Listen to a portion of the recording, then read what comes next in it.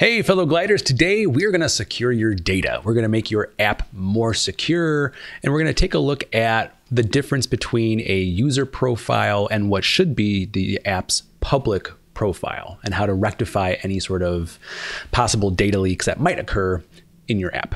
All right, so here we see a simple example of an app that has users, and those users can create posts. Right? But we also maybe wanted to capture some additional information for these users as part of our own business product.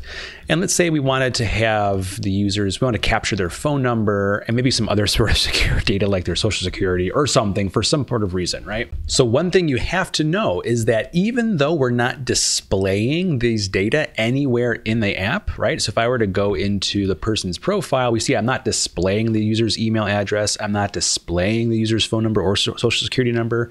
That data is still technically accessible if someone who's technically savvy enough knows what they're doing. In Glide's documentation, they also warn users about this very thing. Right? Anyone who can sign into your app can see the data that it downloads either in your app's user interface or by inspecting network traffic with common tools such as a browser's developer console. So really what this means is that if your app is collecting sensitive information such as email addresses, phone numbers, and social security numbers, you need to protect this data and not allow any other user to access this sheet. Currently in my app, I'm not doing that. In my posts sheet, you see I have a relation to the users table where I'm bringing in their username and photo, so then that way I can display it on the posts here. But by doing that, what I'm doing is exposing the user profile row altogether to anybody who's savvy enough to inspect it. So that means that even though I'm not displaying that sensitive information, it's still technically accessible. So the only way to really lock that down would be to use row owners. So row owners lets only the user who signed in have access to their information, meaning that if I'm signed in as a different user, it's like those rows don't even exist. All right, so to enable row owners, you find the email address column that you have in any of your tables, and you turn on row owners. So after enabling row owners, you can see that any of the rows that are grayed out here, it's as though they don't even exist. Only the bolded ones, the ones that are full color here, are the ones that my user account can access. All right, so that means that if I sign in as me, this information might as well not even exist in the app, which means it's not inspectable. So that way I'm not going to be able to see the social security numbers or phone numbers or emails or so forth, right? But the caveat to that is that because these rows don't exist, that means I can't see these people's information anymore. I can't see their name. I can't see their photo anywhere in the app, right? So if I were to go to the People's tab, right, they don't exist anymore. If I were to go to the Posts tab, their name and email, or see their name and photo don't exist anymore. So I can't see who posted this. It's as though those users don't exist. So we need some sort of middle ground, right? We need a way for the app to have a public profile, so where I can have access to a photo at least or a name without releasing or exposing that sensitive information. And the best option here is for you to create another table, and I usually call mine public profiles. So I'm going to create another table here. We're going to call it public profile. And this table is going to contain all of the insensitive information that I want to know about the users, right? Their name, their photo, maybe a bio, and their row ID. I don't even want to give out their email address. I don't want to expose that anywhere, right? So yes, we're going to have a name. We'll have their photo. We'll make this an image column here, and maybe their user ID. Maybe that's all I really need. Okay, which then means I need to have this information, right, populated somehow into this table. Their name, their photo, and their user ID. Well, currently, I don't even have an ID in here, so I would want to create a row ID for this table first. I don't want to really leverage email address because I don't even want to expose the email addresses in the public profile. So I typically create a row ID column here, and this row ID is like the user ID. Right. And so if I were to copy these, I could certainly do this manually and copy over the user ID and the username and their photo into the app here. But that's very tedious and it's not automated. So if I'm allowing just new people to sign up to my app, I don't want to have to do this for every single user. I want them to be able to populate this information automatically. All right. So here's how we can do that. Typically what I do in this case is I create some sort of basic onboarding in the app, okay? And I need to know when a user has completed their profile in the app. So in my users table, I'll create a new column here and I'll call this something like profile completed on, right? And this will be a date time column. So that way I can get some information as to like when they completed their date and time.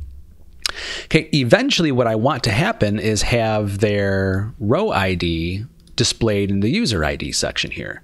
So I'm going to create a relation between the row ID and the user ID field in the users table. So I'll call this rel profile, and this will be a relation where I'm going to match the row ID of the users table to the user ID in the public profile table. All right.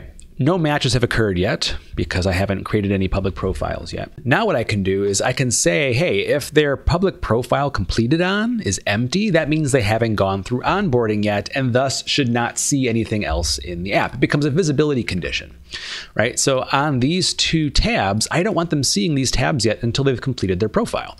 So in the People tab, I'll go to Options and I'll set the visibility condition so where this tab only shows up when the user profile completed on is not empty. Right? So we see the tab hides because currently it is empty. I'll do that same thing for the Posts tab. I'm going to add a condition to where user profile completed on is not empty. All right, so right now I currently don't have any tabs that are available to this user, so we're going to create one that is available. I'm going to create a brand new tab here, and I'm going to call this my Welcome tab. Right?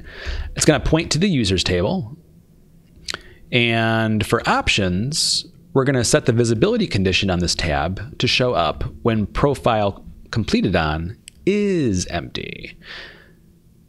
So they'll only see this tab once they first sign into the app and have not yet completed their profile.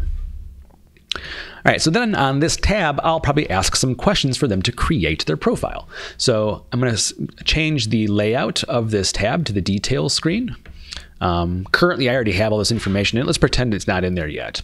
Let's pretend I don't have a name or phone number or social security number or anything like that yet, right? Technically, I wouldn't have any posts yet either. All right, but here's where I'd create some sort of text that says like, hey, why don't you please fill out your profile. Something like, we have a few questions for you.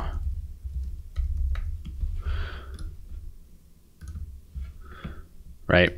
And then I can have some text entries where I'm going to ask for that information. I'm going to ask for their full name. Right? I'm going to ask for their phone number. And I'll ask for their social security number.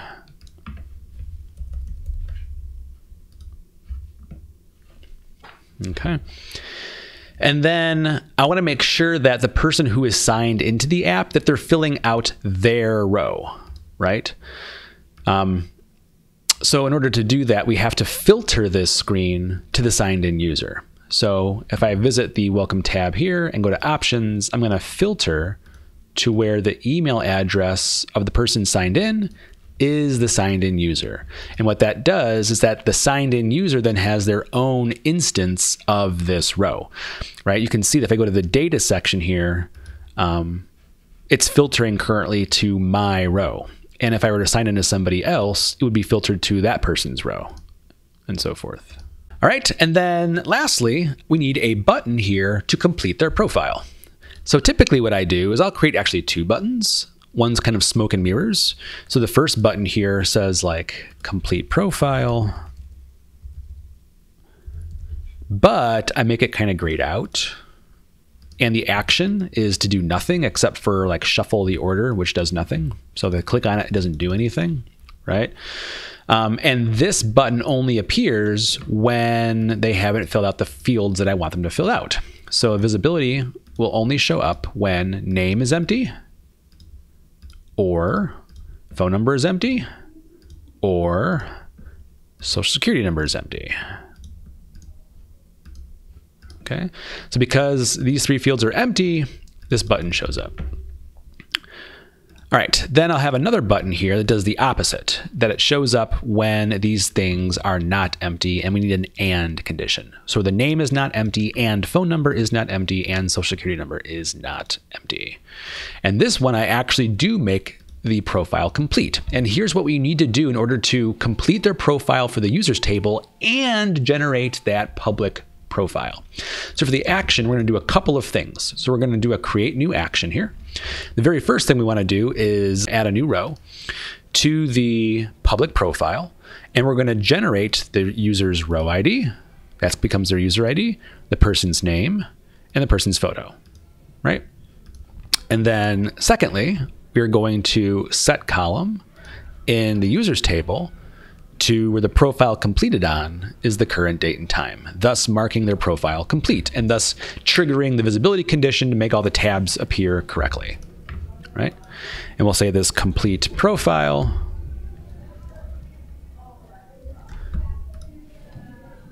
Okay, so what this should do then is generate a new profile row and then hide this tab and then show the other two tabs. So let's go ahead and fill this out. I'm just gonna fill out some bogus information. All right, so we see the button visibility changed.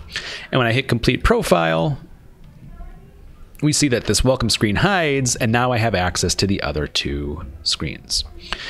All right, so I'm gonna go ahead and pretend that these other two people did that as well.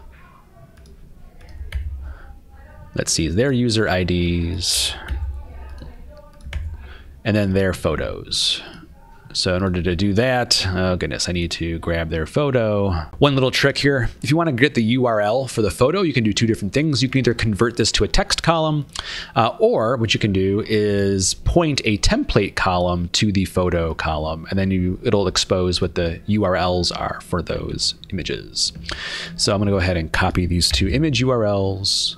In my public profile, I'll change this quickly here to text, and so I can paste those in, and I'll change it back to an image. And let's delete this blank row. All right, so let's pretend that these two users already completed their profiles as well. Okay, now we have to tell the app that, yeah, we don't want to look at the users table anymore. We want to look at the public profile table, right? So we're going to change the source of this app to public profile. What's nice is that this is not exposing any data, right? It's just their name and photo along with a random user ID. So we're not exposing anything sensitive. And then in the details screen, we don't need to show their user ID, just their name. And then in the details here, right, now we're focusing on the public profile. So I can adjust this information to have it look at the public profile instead of the user profile. Okay, lastly, for the posts, again, we're still not seeing the person's name and photo because we're still pointing it to the user profile. So a couple things we need to change in the posts sheet. First, the post right now, we were collecting their email address, and that was how we were relating it to the users table, but we don't want to do either of those two things. We don't want to expose email addresses, so instead we should use the row ID for that user. And then we should relate not to the users table, but rather to the public profile table. So we're going to make two changes. The first thing we're going to do here is we're going to grab the row ID of these users. Okay, so technically I could just copy these and paste it in. If you, like me, are trying to do this retroactively and you have hundreds of rows here and you don't want to have to do this one at a time, one trick you can do is that since you've already made this relation to the users table, you can look up what the row ID is. So I can just add a column to the right here, and I'm going to do what the user ID, and I'm going to look up what the user ID is of these users just temporarily. Okay. And then what I can do is I can just copy the entire column and then go to my user and paste. And then once I've done that, I can trash my lookup user ID here, because the user ID is now going to be the source of truth for the relation. Okay, and then lastly here, my relation you see is now empty because right now it's relating this row ID to the user's email, right? Which doesn't make any sense. We need to relate this user ID to the public profile user ID. And now those informations come through, and now I can adjust my lookups here. So it's going to pull in their name and photo, not from the users table, but from the public profile table. And because our public profile table is not restricted by row IDs or by row owners, this is perfectly fine public information. Now, back on our posts, we can see the image and the name of the users. Now, one other consideration of using public profiles is that technically this user now has two different rows that he needs to manage, right? I have to manage my user profile row with my name and photo, and then also the public profile name and photo. And you want those two things to always be in sync, right? If I change my username here, I don't want my name here to be different. So that's the reason why we create this relation to the profile, because then we can change the public profile values through that relation on the user profile screen. So to do that, we can actually visit whatever tab you're using for your user's public profile. Maybe it's its own tab here at the bottom. It says like me or my profile. Or if you're just leveraging Glide's built-in profile screen, you can build it out this way as well. So let's say you're allowing your users to edit their information, right? So I'm going to allow my users to edit, which then allows for this edit pencil here at the top. And if I select the edit pencil here, you can select, which fields you want them to be able to adjust. So maybe you're allowing them to adjust their name and maybe their photo, right? And let's say both these things are required. Okay. Now, if I were to change my name here to, let's say, Robert, and change the image altogether, and I hit done, it's going to change this information for my user profile. But for the public profile, it's the same as from when I first onboarded. And we don't want that. We want the two things to stay in sync always. So what we can do here is that whenever you're allowing your users to edit their profile, what you do as part of that edit screen, this edit form, is the on submit action, you leverage a set column action. So instead of just doing nothing when they're submitting this form, you're also going to have them change the public profile. So I can do that through a set column value action. And I'm not going to change the user profile row, but rather the public profile row. So I can have I can leverage the rel profile, the relation to profile screen here. And I'm not going to update the user ID. That's going to stay constant, but I can change the name to whatever my user profile's name is. And I can change my photo to whatever the user profile photo is. All right, so now when I hit done, now the public profile should stay in sync. Right, and just so you see it live, if I were to change this again to back to Bob and change my image back to blue, it's going to update my user profile and then update my public profile through that relation all in one fell swoop. All right, so now we have a fully functional and secure app that leverages public profiles instead of exposing user data. And here's how we did that. In the users table, we protected the user row by adding row owners to the email address column. We generated a row ID for these users, and now we're using this row ID as the source of truth or as that unique identifier for that user, and we're using this everywhere. The row ID becomes the user ID in a public profile table, and then all of the other tables that were once relating to the users table, we're now relating to the public profile table via that user ID. We also created an onboarding screen for users to fill out that information for their user profile, but then generate the public profile row using a button press. And as a bonus, we created this functionality where whenever you edit the user profile, it also edits the public profile at the same time. So hopefully you found this video informative and it leads you to start asking yourself some questions about the data security of your own app. If you have any questions, feel free to leave me a comment below or reach out to me at Twitter @rpetito. And as always, thanks for watching.